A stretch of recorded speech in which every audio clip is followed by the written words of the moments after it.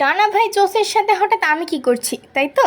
আচ্ছা বলছি ওয়েট। সেই দিন বিকালে আমাদের সাডেন প্ল্যান হলো যে সন্ধ্যার পরে আমরা রিক্সায় করে লেকের পাড়ে ঘুরবো। তো রেডি হয়ে লেক পাড়ে যে বেশ কিছুক্ষণ ঘোরাঘুরির পরে মনে হলো যে পাশেই যেহেতু তেজগাঁও আড়ংয়ের একটা আউটলেট আছে, অনেকদিন যাওয়া হয় না, তো আমরা সবাই তেজগাঁয়ে যাই। আর রিক্সাওয়ালা মামাকেও বললাম যে মামা আড়ংয়ে নিয়ে চলেন।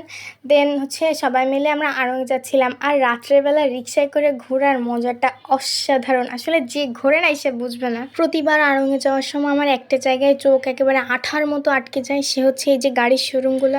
ইনশাল্লাহ এখান থেকে একদিন নিজেরটাকে একটা গাড়ি কিনবো। ওয়াও এত সুন্দর কেন। তারপর রিক্সা রাইড এনজয় করতে করতে আমরা আড়ংয়ে পৌঁছাই গেলাম। এই যে আড়ংয়ে চলে আসছি। আর আব্দুল্লাহ সাহেব তো ভিতরে ঢুকেই দৌড়াদৌড়ি শুরু। এইবার বলি ডানা ভাইয়ের কাহিনী।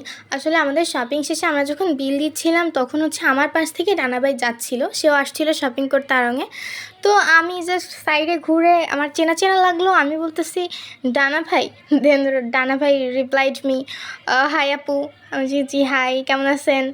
ডানা ভাই সাচ এ গ্রেট পারসন, মানে বেশ সুইট পার্সোনালি, আমার যা মনে হলো ওনার সাথে কথা বলে।